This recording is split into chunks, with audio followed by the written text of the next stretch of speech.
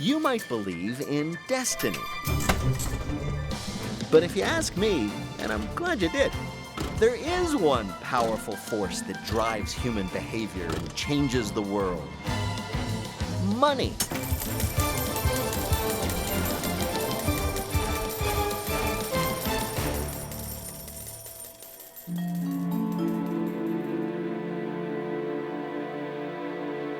This is room 214 in the Watergate Hotel in Washington, D.C. It was in this very room that back in 1972, White House aides G. Gordon Liddy and E. Howard Hunt oversaw the break-in to Democratic headquarters that led to the Watergate scandal. One of the most famous phrases from that scandal is, of course, "follow the money," which Deep Throat said to Bob Woodward in that parking garage. But he never really said it, and Woodward and Bernstein never really wrote it. The line comes from the movie All the President's Men.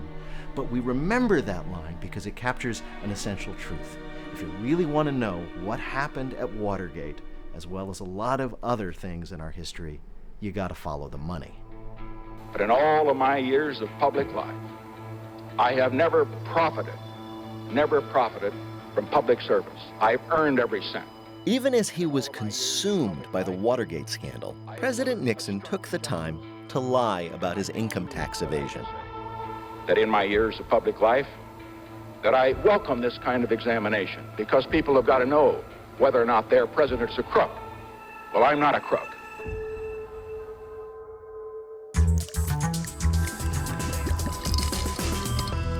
One of the things that Nixon always insisted is that he was never in it for the money. Right. As if that's makes it okay. Right. But he kind of was. He clearly was, yeah. You know, right. He always wanted to be seated at the cool kids table, and he never got there. And so he wanted money, he wanted the things that money, could buy, like beautiful houses and such. So he really did like money and really wanted money, personal money, not just money for his campaigns.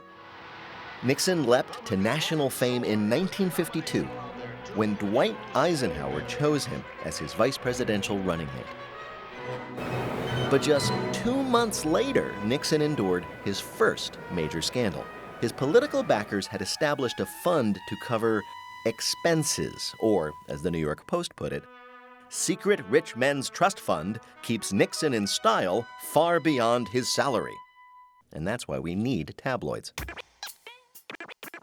On September 23, 1952, NBC broadcast a brand new soap opera. There was just one episode. The following program is sponsored by the Republican National Committee. Not 1 cent of the $18,000 or any other money of that type ever went to me for my personal use.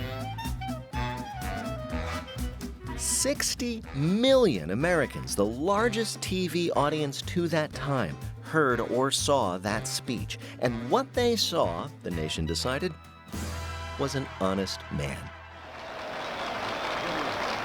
It worked. Nixon was now down the hall from ultimate power, but he had a little problem. Specifically, a little brother. I didn't realize that Nixon, like Jimmy Carter, like certain other, like Teddy Roosevelt, like Billy. they all had like crazy brothers. Yeah. And his brother Don Nixon ran a hamburger stand. Yes, a aspiring chain of drive-through burger joints, and was not very good at it, and it wasn't doing particularly well. And lo and behold, he gets a big loan from a guy named Howard Hughes. Yep, that Howard Hughes. Famed film producer, lover of leading ladies, aerospace and casino mogul, and charter member of the Billionaire Recluse Hall of Fame. Howard Hughes testifies regarding his $40 million plane contract before a Senate War Investigating Committee. Well, I'll ask you again. Will you bring Mr. Mars in at the 2 o'clock session? No, I don't think I will. Will you try to bring him in? No, I don't think I'll try. In 1957, Hughes loaned $205,000 to Donald Nixon to prop up his chain of fast food joints named, imaginatively, Nixon's.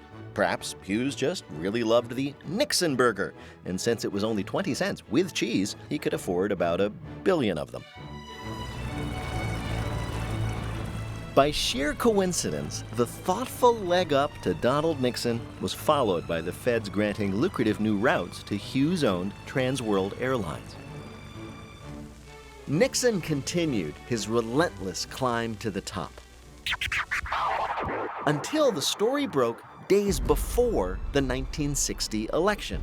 Nixon insisted the loan had nothing to do with him. It was for Donald and guaranteed by their mother, Hannah Nixon. I want all of you to know. Was it that famous televised debate that cost Nixon the election?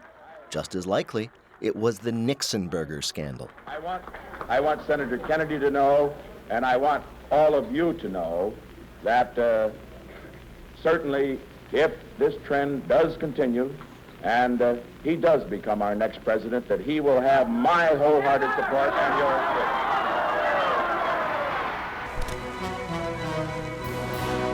Fast forward to 1968. Nixon and Hughes are back in the swamp. They crave power and influence. Hughes brags that there is no man on earth he can't buy or destroy. For Nixon, that's an easy choice. In 1968, his industries are facing tough, scrutiny from Washington and regulations, and he wants some relief. And he decides that Nixon, a Republican, has to be elected. So he ends up giving $100,000, not directly to Nixon, but to one of Nixon's friends, a guy named B.B. Rebozo, which is, God bless B.B. Rebozo. In the Hall of Fame of American names, there were, Kiki Vandeweghe and Zsa Zsa Gabor, and is B.B. Rebozo, and he's this buddy of Nixon, a fixer kind of a guy, and he takes the money, and it is believed that a lot of that money went right into Nixon's pocket, not just into the election. The cash in $100 bills passed from B.B. the bagman to Nixon's pocket. And from there to improvements in Nixon's estate in Key Biscayne, Florida, some remodeling, a new swimming pool, and Arnold Palmer putting green. Very nice.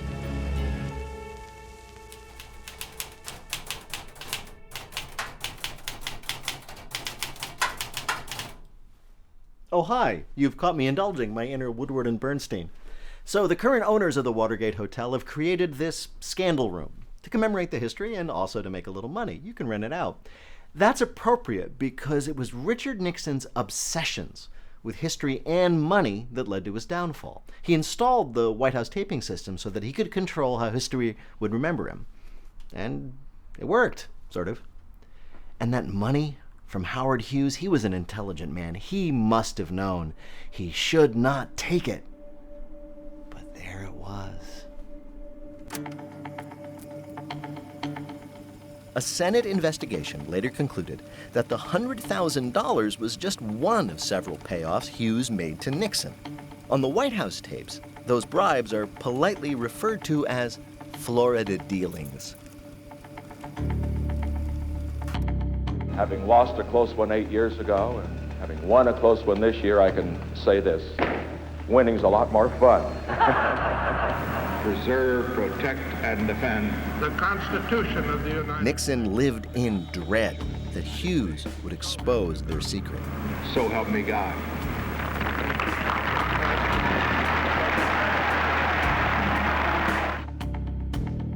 Nixon's paranoia hit the boiling point when Kennedy confidant Lawrence O'Brien took on two jobs: Washington lobbyist for Howard Hughes and chairman of the Democratic National Committee. The White House went on high alert. Did O'Brien know about the Hughes payments to Nixon? Would he reveal them before the 1972 election? Nixon had to know. We're up against a conspiracy for each we are going to use any means. Is that clear? Get it done. I want it done. O'Brien's taxes were audited, his home burgled. Then, on June 17, 1972, 5 men were caught breaking into his office at the Watergate complex. In his audio diary, Nixon Chief of Staff H.R. Haldeman connects the dots from the Hughes bribe to the Watergate break-in. Jebb's view is the following, that the plan was hatched at the White House by Hunt, Liddy, and Colson. Colson called Jebb twice to tell him to get going on this thing, specifically the Larry O'Brien information regarding the Florida dealings.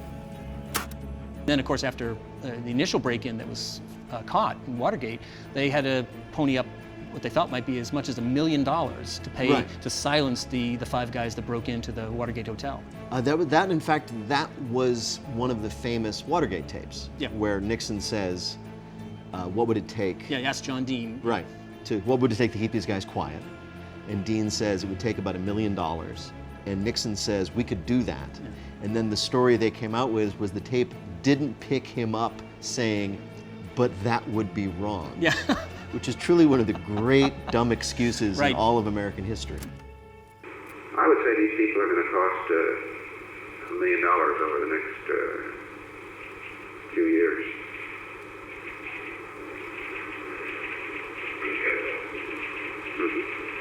You on the money, if you need the money. I mean, you can get the money. Well, I think that's where what I mean is you can get $1 million and you can get it in cash. I know where it can be gotten. Nixon's team paid $400,000 in blackmail to the Watergate defendants, $2.5 million in today's money. Like their boss, his henchmen saw themselves as tough guys, and like him, they had seen too many heist movies. Cash was dropped in phone booths, under park benches, and in airport lockers. As a child, I remember hearing the phrase slush fund and thinking, oh, that sounds really messy. Well, Nixon's re-election campaign was one big pile of slush. Millions in illegal contributions went for political dirty tricks as Nixon used the FBI, CIA, and IRS to persecute his enemies and secure his re-election. One of the things, of course, that we forget about Watergate is to the extent that they had this sort of guerrilla operation to sabotage the Democrats, it worked. Yeah. You know, I mean, we don't talk about that enough. I mean, you think of a two-bit robbery, you think of these incompetent fools running around, but they actually, well, I won't say stole, but certainly influenced an election through illicit means. Right, they did. I mean, in fact, you know, going into that election, Ed Muskie was the leading candidate, and that was the candidate that Nixon really feared. And the Dirty Trick Squad planted this story that he had slurred, Canadian right. Americans by using the word Canuck.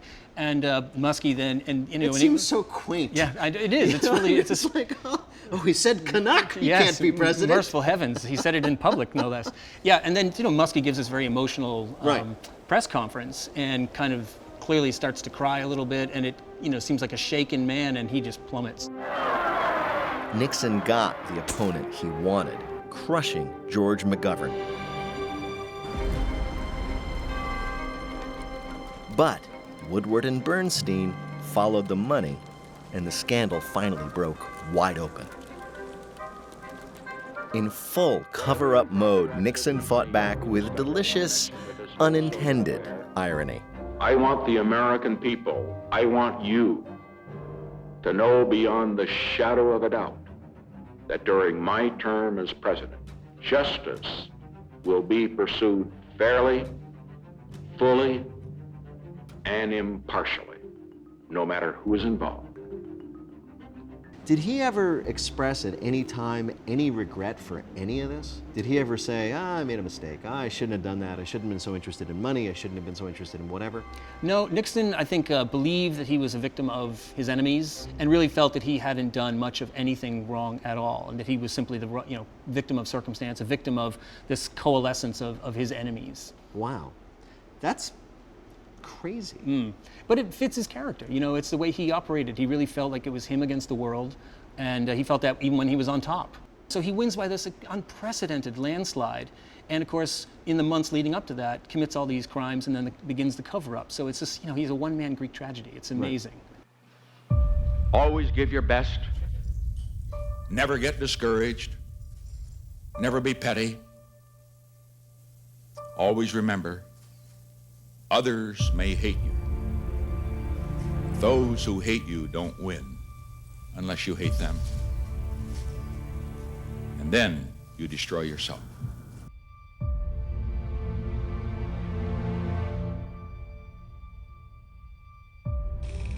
Today, you can see Nixon's obsessions in two adjacent buildings in Washington, D.C. The John F. Kennedy Center for the Performing Arts and the Watergate complex. To his dying day, Richard Nixon believed that the Kennedys had used their family fortune to steal the 1960 election away from him.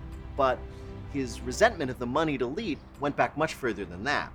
When he was a teenager growing up in Whittier, California, working class, he actually got accepted to Harvard with free tuition. But he couldn't go because his family couldn't afford even the travel or the board. He went to a local school instead.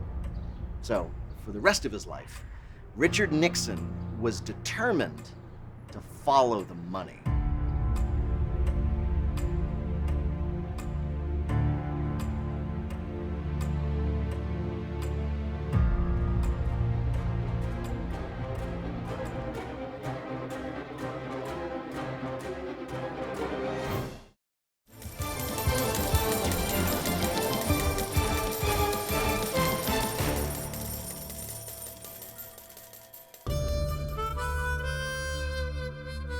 As a New Jersey high school student in the early 1980s, I learned all about the lost cause of the Civil War. It was this tragic struggle, brother between brother, all fought to preserve something very important called states' rights. It was replete with gallantry and heroism, and it had some really great fiddle tunes. It wasn't until later that I thought to ask the question, a state's right to do what? Exactly. Well, as it turns out, it was the right to treat other human beings as cattle, to buy and sell them, to beat them and kill them and rape them. Also, they could, as Lincoln put it, wring their bread from the sweat of another's brow. But why was I, born a century after the war, taught a false history about it? Why did my northern school teach me the Southern myth?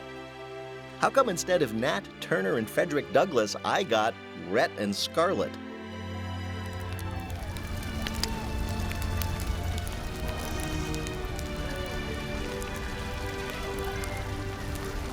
In Technicolor, even catastrophe is glorious. Margaret Mitchell's husband, seeing rebel extras stretching to the horizon as Atlanta burned on the RKO back lot, remarked, "If we had had that many soldiers, we would have won." This has started to be a story that the South told about themselves within living memory of the people who had done it. Yeah, and it certainly played well among them. Right. It also, part of that narrative was also the reason you lost is not because you were lesser. Right. In fact, you were superior. You had more nobility, more honor, more courage. You only lost because the other side was just so overwhelmingly huge, this giant, soulless industrial machine. North crushed the poor agrarian, yet, and amazing how they fought given their lack of resources. So you get super props for going down, valiantly and so forth. And then the other part of that is that it wasn't about slavery, but by the way, slavery wasn't all that bad. Right. Nothing says it better than the prologue to Gone with the Wind. There was a land of cavaliers and cotton fields called the Old South. Here gallantry took its last bow. Here was the last of master and slave.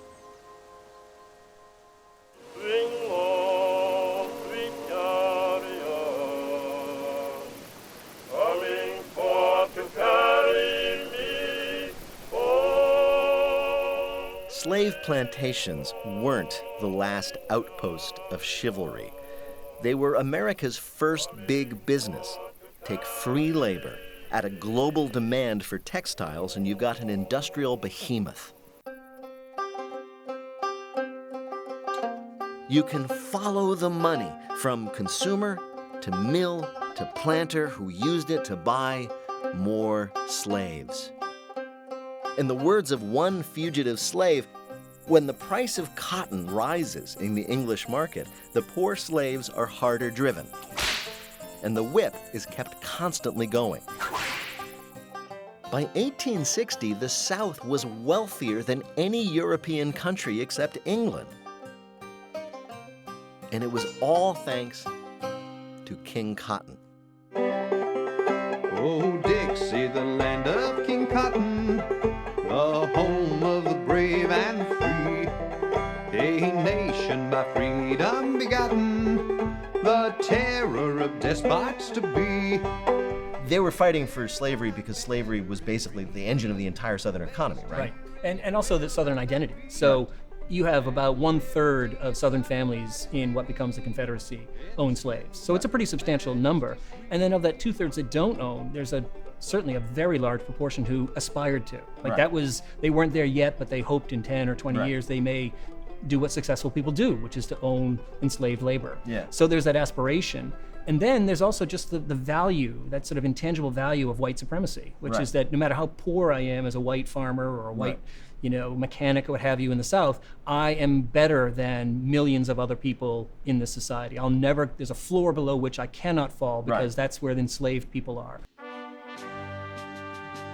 In the 1830s, England made the moral decision to abolish slavery, and they came up with a pile of cash to compensate the slave owners. But Southern slave masters refused to relinquish their property at any price. They were both rich and self-righteous. Slaveholders told themselves lots of stories while they were holding slaves. And they told themselves how great they were, how kind they were, how benevolent the system was.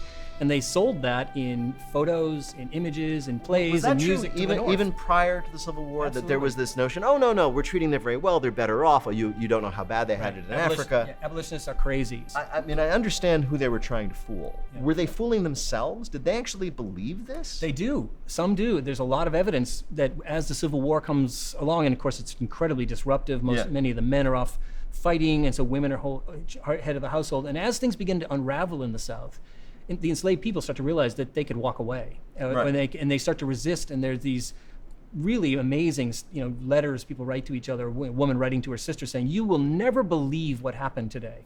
They left. They just packed up and left after all we've done for them." Rebel leaders were clear-eyed and brutally honest. The Mississippi Declaration of Secession proclaimed, "Our position is thoroughly identified with the institution of slavery, the greatest material interest of the world. A blow at slavery is a blow at commerce and civilization." So the Confederate Army couldn't conquer the North, but this myth of the lost cause eventually did. And I think it's because we somehow needed it to be true. There had to be something noble about the Confederacy. It couldn't be that half the nation took up arms to defend evil. Consider Robert E. Lee, for example. I was taught that he was a gentleman, a reluctant warrior who acted out of a kind of tragic loyalty to his state rather than his country. He was a good Christian, and he hated slavery, right? Well, Robert E. Lee himself owned 200 slaves, and when his property displeased him, he lashed them 50 times with a bullwhip because, as Robert E. Lee wrote, "This painful discipline they are undergoing is necessary for their instruction as a race." So, how did this slaver and traitor become a hero on 1,000 pedestals? Well, the beard helped. It's important to look the part. They've caught a spy. I approve the execution order, sir. I am unwilling that there shall be a single life lost unnecessarily. I wonder if you'd mind countermanding that order. I will, yes, sir. Lee lived under foreign domination. He led a sacred cause and fell at the hands of the unrighteous, just like Jesus. Oh, here's my favorite part.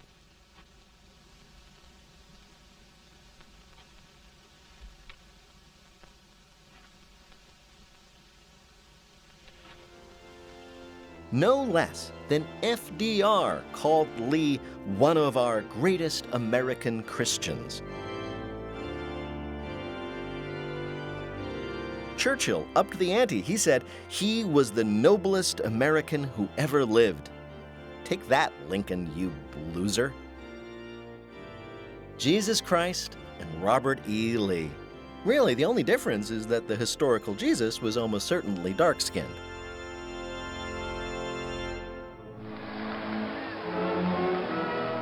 But here's the real message. If Lee was divinely virtuous, then so was the Southern cause.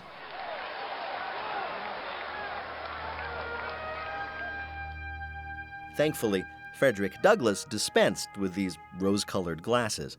When Lee died, Douglass wrote, "We can scarcely take up a newspaper that is not filled with nauseating flatteries. It would seem that the soldier who kills the most men in battle, even in a bad cause, is the greatest Christian and entitled to the highest place in heaven." As payback for Lee's treason, Secretary of War Edwin Stanton seized his stately home and converted the grounds into Arlington National Cemetery.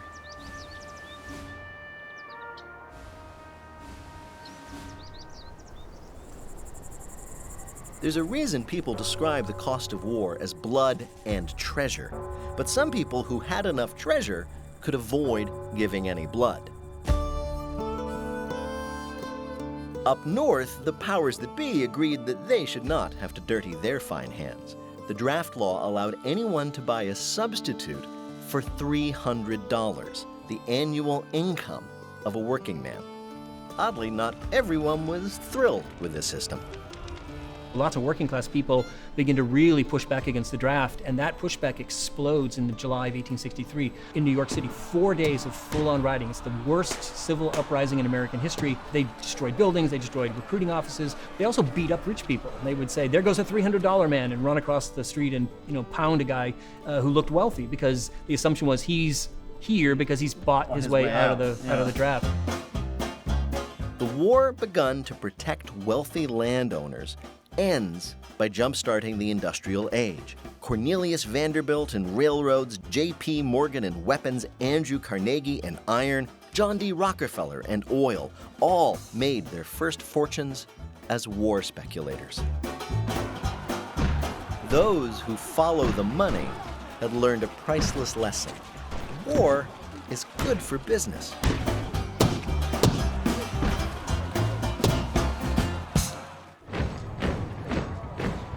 After the war, both sides were eager to get back to business. Widespread segregation recreated a permanent black underclass, a source of cheap labor to make the white man, North and South, rich. The lost cause becomes a national myth.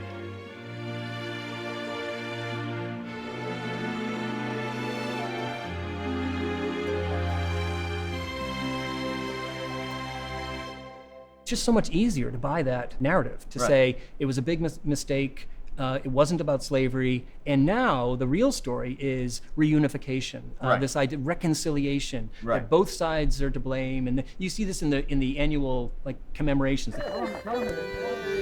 All of them we honor, not asking under which flag they fought then, thankful that they stand together under one flag now. So the reason I was taught these myths in high school, meaning the reason that this became the nationally accepted version, is because believing that was important to the national economy for 100 years. Oh, it's okay that we have this underpaid lower caste of black people because they underpinned a lot of our economy. Right, It was in everybody's financial interest to lie about the history. Right, everything is fine as it is, and of course in the 20th century, post-war, white Americans' fortunes are soaring. It's the great post-war boom, and so it's easy to sort of focus on that as saying we, as a country, are doing great. Yeah, even though we're doing great. We've always been great. Yeah. And there's a subset that is not doing great. We had this little disagreement, but it's fine. It's okay. We have some memorials now. Everything's cool. Everybody's happy about it, except for those people, but no one's going to ask them. Right.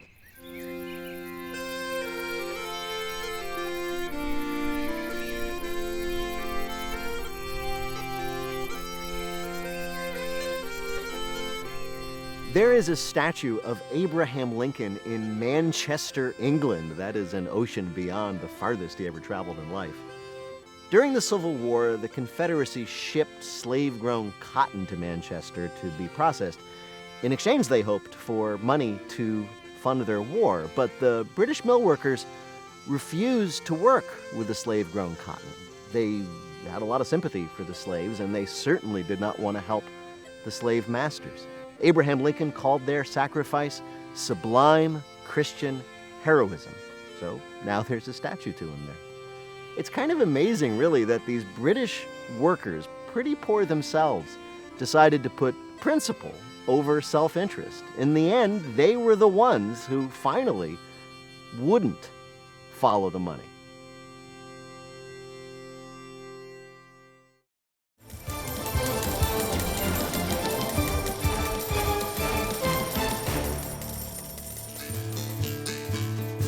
Abraham Lincoln had lots of problems. One of them, of course, was keeping the Union together north and south, but he also had to work on keeping East and West together.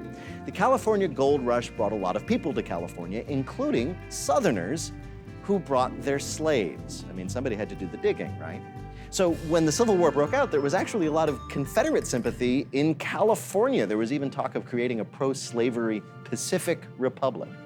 So in order to keep them in the Union, Lincoln made them this amazing offer. How about a transcontinental railroad and all the wealth that would come with it?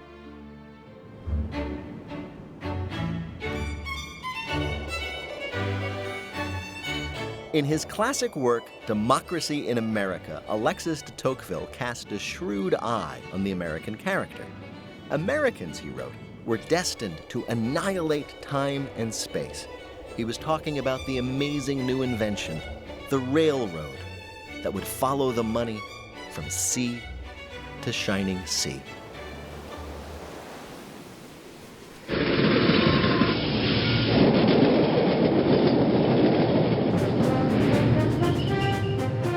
Railroads were the original high-speed network.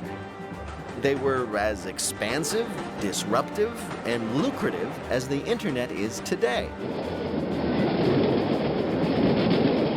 Railroads are the largest corporations in the world, the American railroads are, and they're unprecedented. It's one thing to have a large, powerful company, but this is a company that spans many states, in fact, spans the entire nation. It's getting its financing from something called Wall Street and stocks and bonds. And in fact, the idea of a corporation is this kind of corporation, and trusts. These are all new financial instruments. Right. And so the how to do big industry is being written by the railroads.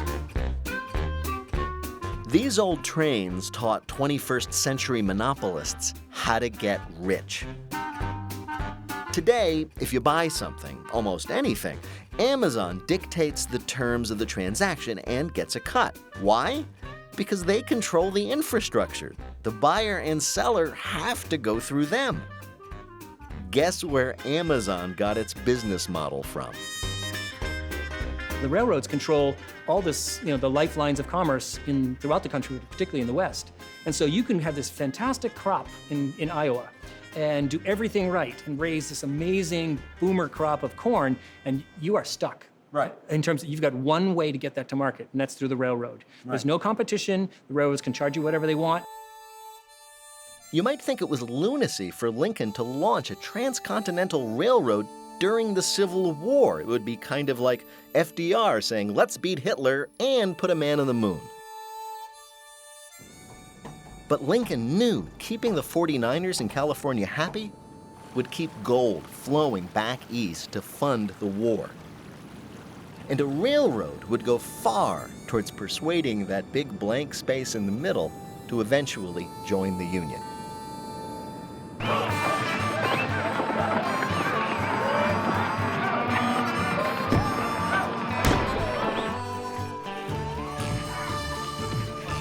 Movies have made us believe that the Wild West was tamed by rugged individuals with a gun on one hip and a gal on the other. Don't believe it.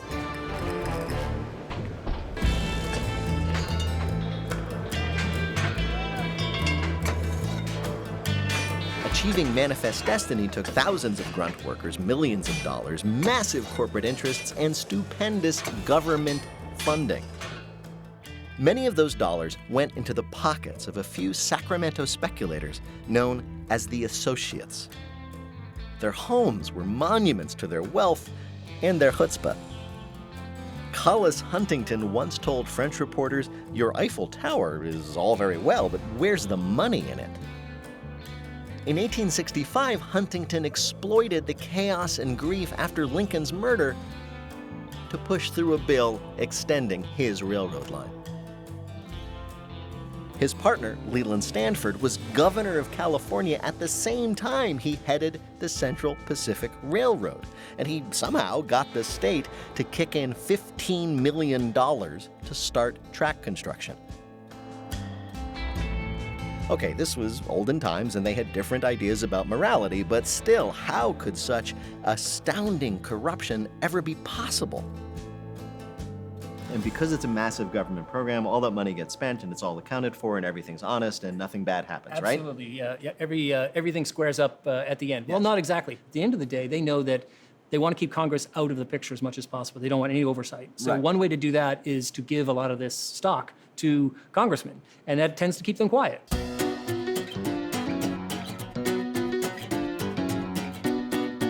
Free from interference, the rail tycoons wrote the book on defrauding Washington. They were paid by the mile of track laid, so they created winding, circuitous routes to maximize mileage. Builders received a premium for track laid over mountains, but the term mountain was not defined. Stanford hired geologists to survey the route, and wouldn't you know it, they discovered that the Sierra Nevada range starts way back here in Sacramento. The best scandals are always the railroad scandals. They tend to be very large, somewhat complicated, very colorful, and really expensive. And of the railroad scandals, one of the greatest was the Credit Mobilier scandal of the 19th century. It started when the Union Pacific Railroad charged the US government twice what it actually cost to build the railroad. The rest of the money went into the pockets of the owners and also was paid out in bribes to practically the entire US government, including multiple members of the House, including the Speaker of the House, 4 senators, 1 Secretary of the Treasury, and the Vice President of the United States. And by the way, these were guys from both parties. It was really, in a weird way, encouraging to see such bipartisan corruption. Here's a cartoon of the day depicting the Credit Mobilier ward in the Union Pacific Hospital. The scandal threatened to bring down the whole pyramid of greed, debt, and double dealing. But it turns out the Transcontinental Railroad was just too big to fail.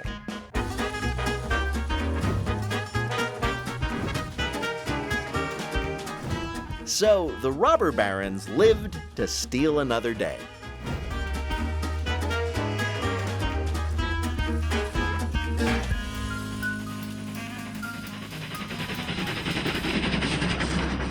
The Iron Monster was a technological marvel that embodied America's march of progress.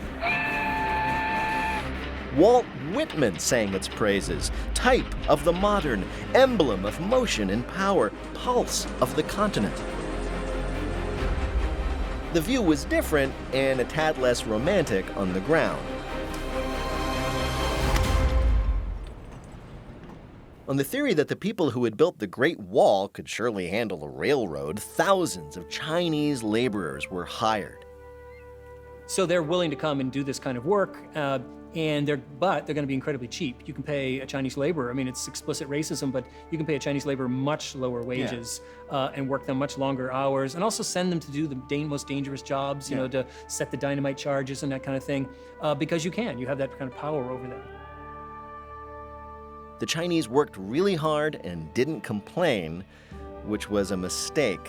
Other immigrants hated the competition, and the Chinese Exclusion Act soon banned Chinese from entering the country and denied citizenship to those already in the U.S.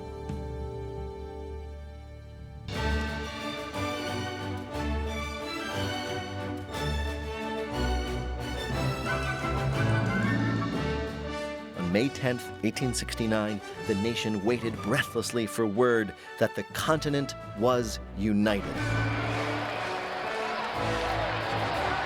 People were like paying attention via telegraph or their newspapers, like everybody knew it was going to happen. And they brought photographers, and they set up that very dramatic picture that many people have seen, which is the two locomotives nose to nose, yes. Hundreds of workers, champagne bottles in hand, and all the the key figures of the railroad are there. Right. And it's a great moment, and they set it up very dramatically. They have a golden spike that's specially forged, and a silver hammer, and Leland Stanford gets the honor of driving that last spike. They have telegraph wire connected to it, so that when he hammers in the spike, it sends out a signal to the world.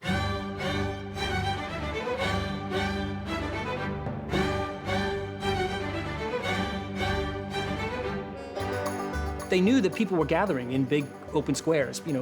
Most big cities had newspaper row, all the collections of newspapers. So thousands of people are gathering for this ceremony. And when the lights go on or somebody fires off a gun to say the continent is spanned, is literally as dramatic a moment in people's minds as when Neil Armstrong walks on the moon. It's just got that, can you believe what we have just pulled off? The triumphant headlines missed another story. The line had been built so quickly and so shoddily that it would take 5 more years to repair and reposition large sections of poorly laid track. Huntington and Stanford pioneered the practice of spending other people's money. Each invested a paltry few $1,000s and ended up with $20 billion in today's money. It's nice work if you can get it. In those days, it was customary for the ultra-rich to endow great centers of higher learning. For example, Leland Stanford and his Stanford University. In 1975, the Stanford administrators decided to retire their somewhat problematic Indian mascot, and they asked the student body to pick a new symbol to represent Stanford to the world. And the students overwhelmingly voted for the Stanford Robber Barons. The administration did not go for that, and to this day, Stanford does not have an official mascot. But those students, they knew their history. They just looked around and followed the money. The railroad had conquered space and time. When you have these intersecting networks of railroads, it's really important that 12 o'clock in New York is 12 o'clock in Baltimore is 12 o'clock anywhere else, because when you're setting up schedules where trains crisscross tracks. Yeah, if the train is leaving here at noon and getting there at 2, then their clock better be the same clock as you have, otherwise the train is going to run into another one. Right, and it's going to be disastrous and expensive and everything else. So in 1883, the big railroads got together without Congress, without any government oversight, and just divided up the American continent into 4 time zones and worked it out so that there was standard time and then also the time zones.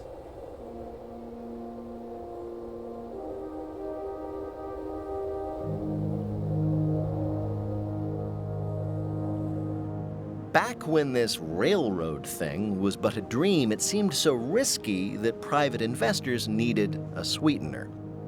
Land. Lots and lots of land. Over 12,000 acres for every mile of track built. In the end, land grants from state and federal governments transferred 180 million acres into private hands, an area bigger than Texas. The rail barons became empire builders, making further fortunes from coal, iron, silver, lumber, and livestock. And what about those rugged Americans who settled the West? Those legendary icons of freedom and independence. They lived at the mercy of their landlords, the railroad tycoons.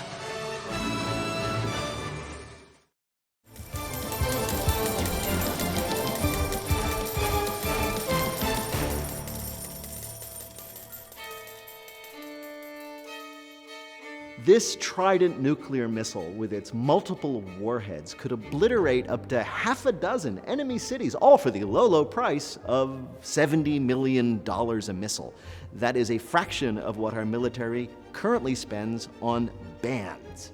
But the Reagan administration wanted something a little flashier, you know, and a lot more expensive. So, for example, the B-2 stealth bomber. Couldn't go as far as this missile, couldn't do as much damage, was easier to deter, but man, it was intimidatingly expensive. At $2 billion a plane, it might have been cheaper to build each one out of solid gold. It was as if we were trying to bling the Soviet Union into submission. Comprehending the trillions of dollars and rubles spent on the military during the Cold War is like trying to count the stars in heaven. No mere number, no matter how many zeros, can convey the scope.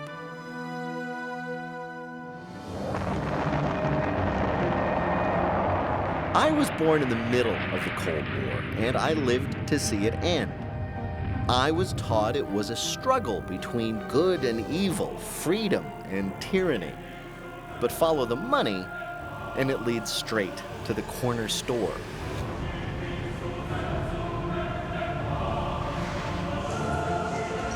Once the Soviet people got a taste of our blue jeans and silk stockings and fast food, it was no contest.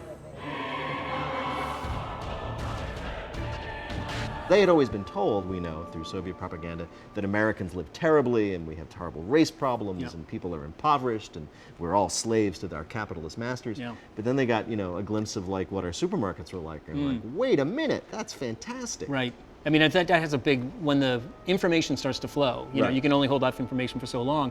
And when real live information began to come into the Soviet Union about living standards, whether it was the US or it was just simply West Germany, it was stunning to people. They realized that these are places that are not on the verge of collapse. They're not at war with themselves. They actually seem to be quite peaceful and quite prosperous, and wouldn't it be nice to get a little bit of that? Yeah. I mean, so in a weird way, the Cold War came to an end because people wanted a better choice of breakfast cereal. Yes, exactly, and maybe a, you know, spare roll of toilet paper.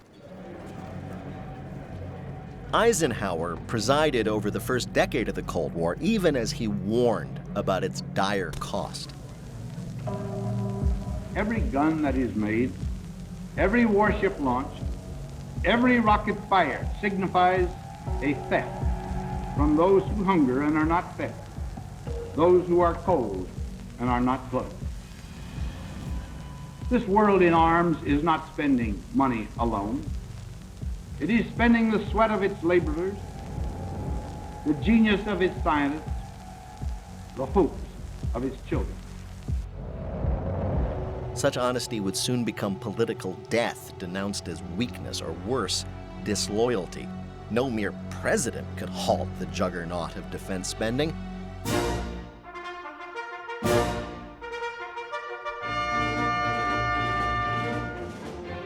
By 1959, it consumed over half the federal budget.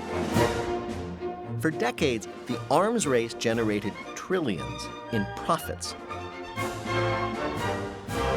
Governor Ronald Reagan has ended this grueling... Then in 1980, Ronald Reagan was elected president, thanks in part by promising to dramatically increase defense spending. If you have the means to defend your freedom, you won't have to use those means. And that's what we're all aiming at. Reagan wanted victory over the evil empire, and he saw a way to get there: bankrupt them. Spend more than they could ever match. As he wrote in his diary, if we can cut off their credit, they'll have to yell uncle or starve.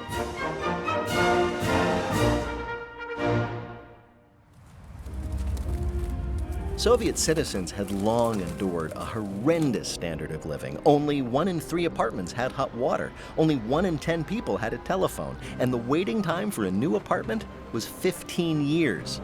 The state-run economy was a joke, literally. As the saying went, we pretend to work and they pretend to pay us.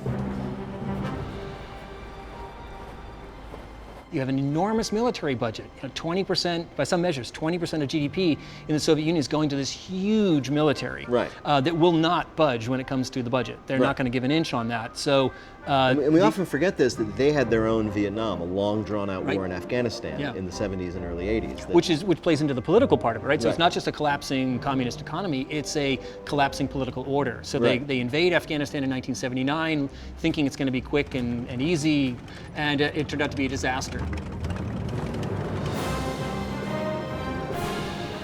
Soviet troops would spend 9 miserable years in Afghanistan, stuck in a bloody stalemate with local guerrillas.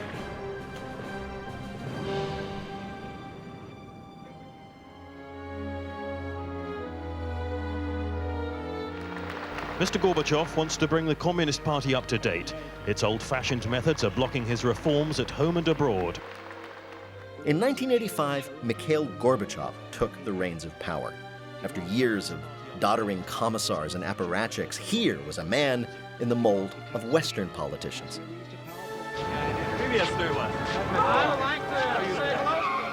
Gorbachev knew his country had to modernize. He introduced glasnost, a new openness.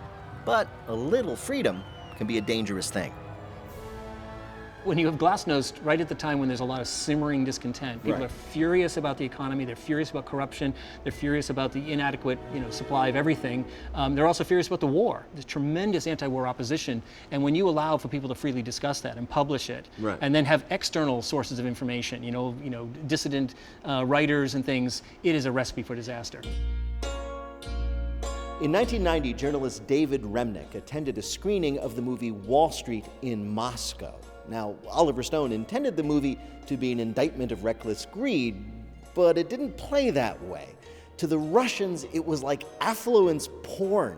Look at that guy. He had tailored shirts and really expensive hair. He had a TV in his limo. When he parked it at home, he had a house with a TV, with a car, with another TV inside it. When Michael Douglas says his immortal line meant to demonstrate his dark, twisted soul, the Russians exploded in applause. Greed is good, or as he was dubbed in Russian, Zhadnost et horosho. Zhadnost et horosho.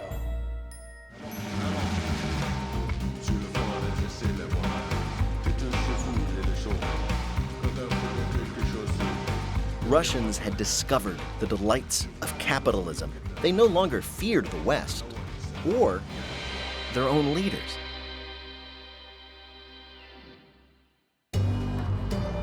The Soviet Union was essentially a third world economy boosted by petrodollars. But in the late 80s, Saudi Arabia, encouraged by the US, drastically increased its oil production and cut prices by 2/3. Soviet oil revenue plummeted. The two fellows in the Soviet Union were walking down the street, and the one of them says, "Have we really achieved full communism? Is this it? Is this now full communism?" And the other one said, "Oh, hell no, things are going to get a lot worse." The truth could no longer be masked by lies. Communism had utterly failed to provide a minimum standard of living. One Soviet economist remarked, "For decades, we've strived for universal equality. Now we have equality in poverty."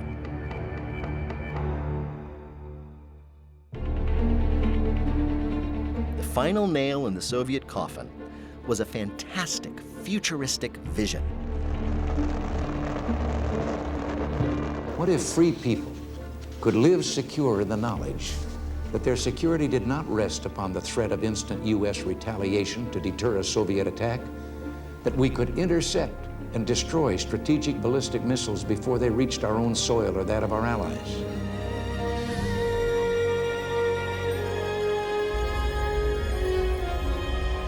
Reagan's Strategic Defense Initiative, or SDI, was immediately dubbed Star Wars. The nickname conjured up real images, well, real fake images from movies, that made it all the more plausible.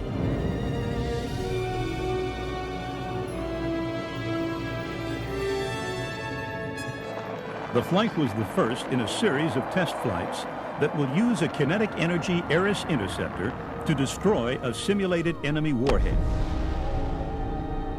We had these missiles that they couldn't stop, and they had these missiles that we couldn't stop, so nobody was going to go to war. Yeah, mutually assured destruction. Right. And then all of a sudden we're saying, aha, we've got this system, this incredibly expensive system that will stop your missiles and that will totally shift the balance of power. And that sent the Soviet Union into kind of a panic. Right. A quick look assessment of the first Ares interceptor test flight indicates it was a successful mission.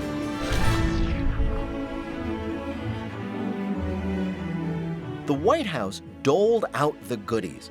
Contracts worth billions were awarded to companies in no less than 40 states.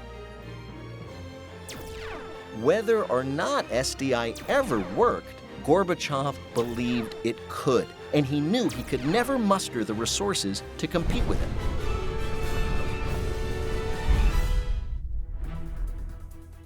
The United States, Gorbachev told his people, wants to exhaust the Soviet Union economically through an arms race and the most up-to-date and expensive space weapons. There's also a huge technological gap. I mean, Right. by 1980, the personal computer revolution is on in the United States, and we often sort of forget how revolutionary that was in everything, economics, education, information systems, and so forth. And the Soviets were wedded to these 1960s gigantic, building-sized IBM-like computers. And so they weren't able to make that, they knew they couldn't make that shift. Right. Desperate to cut costs, Gorbachev devised a brilliant last-ditch gambit. He offered to cut nuclear arsenals in half if the U.S. dropped SDI. Panicked, the American defense industry went on red alert. It was a doomsday scenario, the loss of trillions of dollars from Star Wars and nukes. The military-industrial complex went into overdrive to stop Reagan from taking the deal. Air Force One touched down at Keflavik NATO base in Iceland tonight, carrying Ronald Reagan on the 20th and potentially most important foreign journey of his 6-year presidency. After nerve-wracking suspense, the Reykjavik summit ended in failure. Order had been restored. Soon after, in 1989, one Eastern Bloc country after another broke free from the Soviet Empire.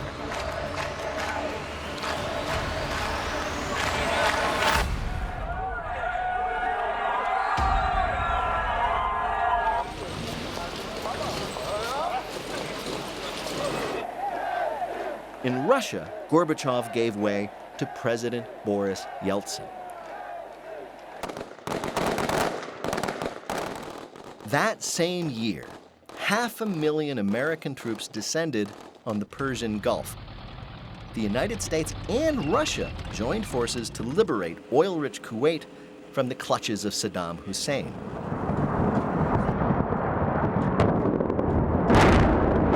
Listen to Master Sergeant J.P. Kendall of the 82nd Airborne. We're here for more than just the price of a gallon of gas. What we're doing is going to chart the future of the world for the next 100 years. It's better to deal with this guy now than 5 years from now.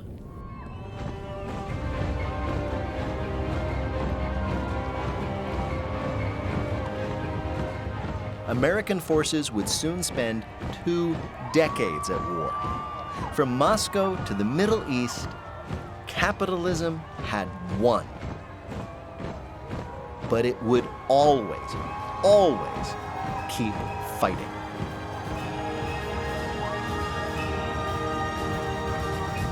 A few months after the fall of the Soviet Union, Gorbachev attended the 75th anniversary celebration for Forbes magazine at Radio City Music Hall. He and Ronald Reagan both appeared to demonstrate their historic friendship, and also because they were each paid $2 million. Meanwhile, new Russian President Boris Yeltsin was trying to keep his country from staggering, much as he did. Now, Yeltsin had grown up with Soviet communism and was still a true believer. He thought capitalism was this savage system where all the wealth was hoarded by the elite while the proletariat suffered. And then he took a trip to Houston and visited a supermarket, a proletarian supermarket. And he was amazed at all the fresh meat and produce and fish, the 20 different kinds of spaghetti sauce. He saw shapes of pasta heretofore undreamt of by man. Not even the Tsar himself had imagined such riches. On the flight back to Moscow, Yeltsin turned to his closest aide and quietly confessed that he was no longer a communist. Boris Yeltsin had learned to follow the money.